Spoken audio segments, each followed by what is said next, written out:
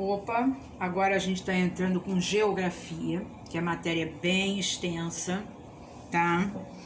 E assim, sempre que eu pedir para vocês marcarem, eu gostaria que vocês marcassem, fizessem aquele esqueminha que a tia Ivana explicou.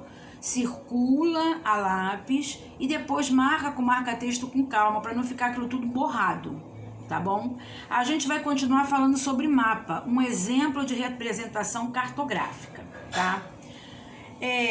O ideal seria aquele esqueminha que a gente faz na sala, né? Cada um lê um pedacinho, aí a gente para, a tia Ivana fala sobre aquilo, vocês fazem as perguntas. Mas aqui tem que ser de uma forma direta, tá bom?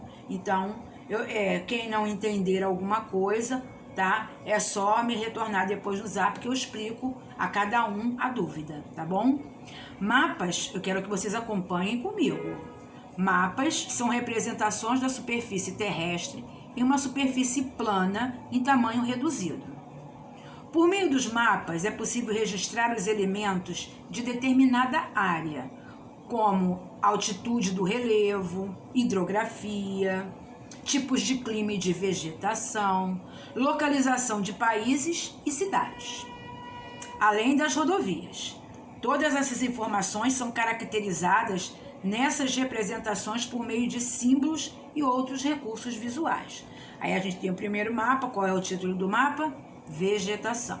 Aí tem a legenda, tá mostrando para vocês cada cor representa lá no mapa. Por exemplo, o verde lá em cima, o primeiro. O verde escuro é a floresta densa, tá? Já o verde clarinho é a floresta aberta.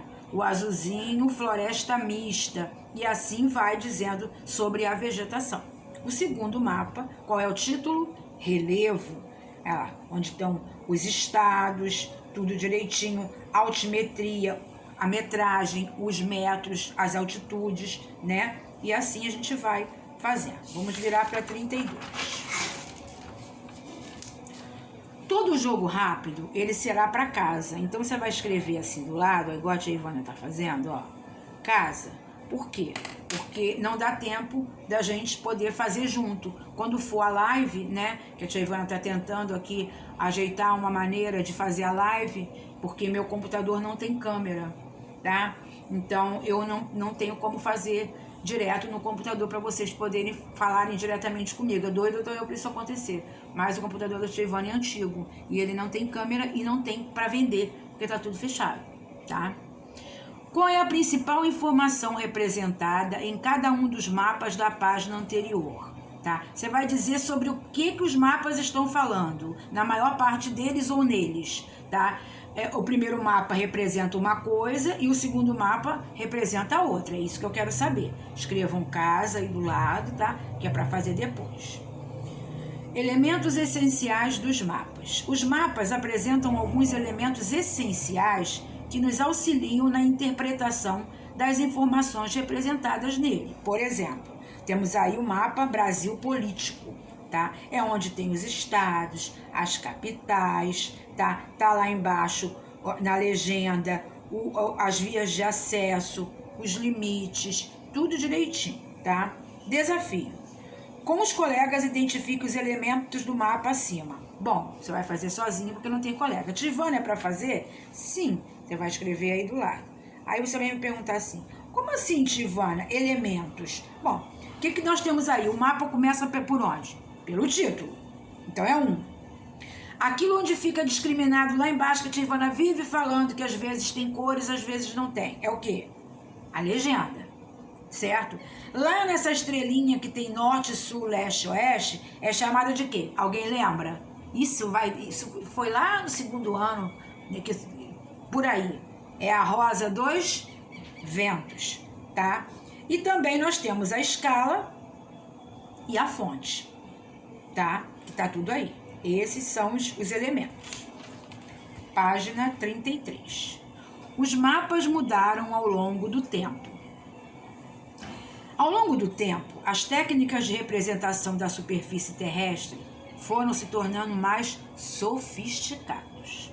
Claro que um mapa de antigamente não se compara com um mapa atual. A incorporação de novas tecnologias na elaboração das representações cartográficas possibilitou que as áreas e os elementos da superfície terrestre fossem registrados com maior número de detalhes. Assim, as informações dos mapas ficaram cada vez mais fiéis à realidade. Para se ter uma ideia, atualmente existem mapas tão sofisticados que são elaborados com informações obtidas por meio de imagens de satélite.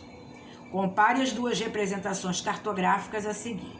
Olha essa primeira, que é antiga das Américas, tá? De 1627. E olha essa dali, ó, a mesma, tá? Das Américas de relevo. Olha essa daí. Tem diferença, gente? Tem diferença? Muito, porque agora está muito mais sofisticado, mais fácil, né? Por causa das imagens de satélite. Vamos virar. Também vou marcar depois, tá?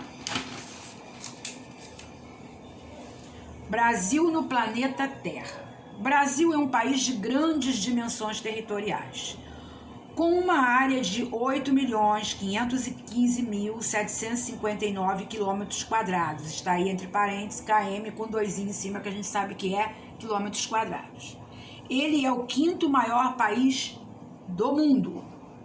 Tomando como referência a linha do Equador, que é essa linha que corta aí no meio, a maior parte do território brasileiro está localizada no hemisfério sul. Apenas uma pequena parte do território está no hemisfério norte. Em relação ao meridiano de Greenwich, o território brasileiro está inteiramente localizado no hemisfério ocidental da Terra, ou seja, a oeste. Observe a localização do Brasil no mapa a seguir. Qual o título do mapa? Mapa Mundo Político. A gente já até viu ele, né? A gente já viu sim, diversas vezes. Aí a gente, ao observar esse mapa aí que está em cima, é possível identificar outros países que também possuem grandes dimensões territoriais. Alguns países, como os Estados Unidos, possuem territórios, estados, fora da sua principal localização. Assim são somados à sua área os estados do Alasca e do Havaí, por exemplo. Observe essa característica ao ler o mapa Mundo Político.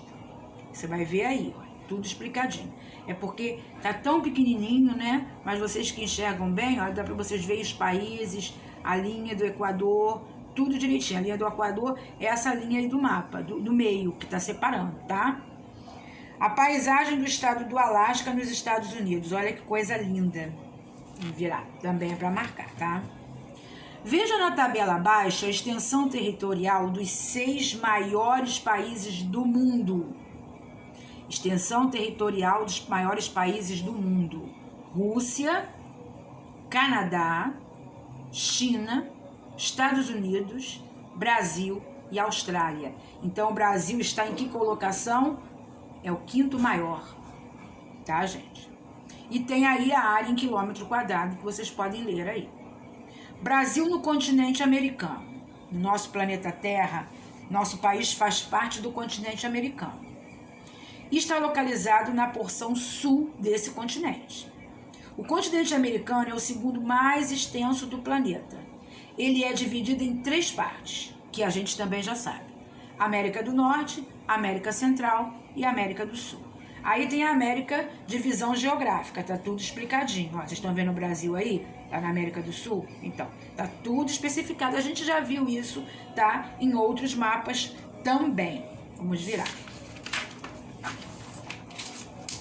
Aí vem jogo rápido, que você vai escrever também casa. Se a gente estivesse na sala, a gente fazia junto, é tão legal, né? A gente ia fazendo, ia conversando, falando sobre isso. Mas aqui, infelizmente, tem que ser assim, tá? Cite o nome de 2 países localizados na América do Sul. Cite o nome de 2 países localizados na América Central.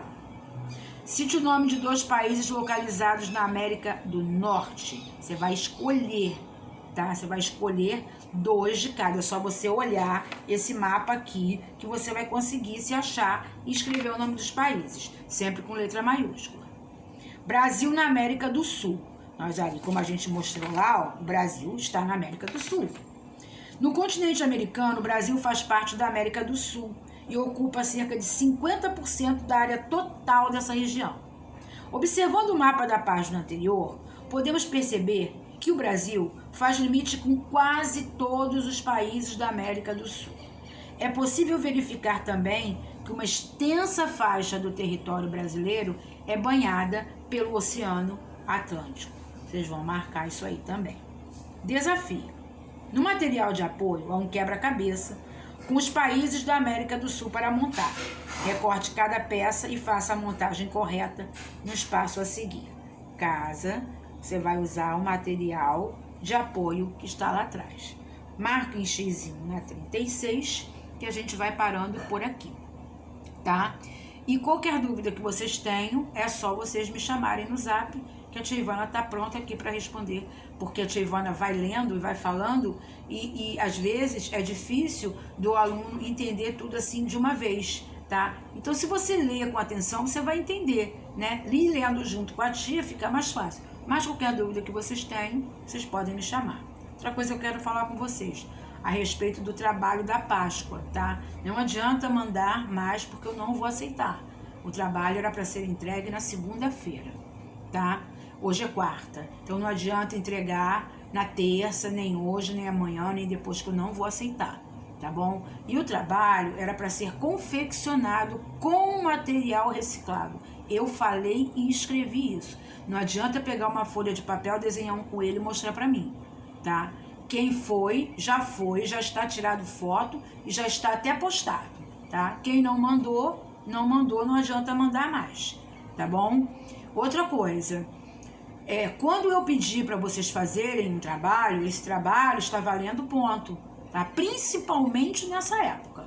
Tudo que vocês fazem, eu estou contando, estou avaliando, porque eu também tenho uma coordenação que me avalia meu trabalho, tá? Então, tudo que é pedido é para ser feito. Na próxima aula, tá? A tia Ivana vai pedir para vocês tirarem foto desse material de apoio aí desse quebra-cabeça, para mandar para a tia, que eu vou anotar o nome de cada um, tá? E a gente vai fazer a autocorreção, eu vou botando as respostas e vocês vão fazendo a autocorreção aí na apostila de vocês. Combinado? Então tá bom. Um beijo para vocês, até a próxima aula.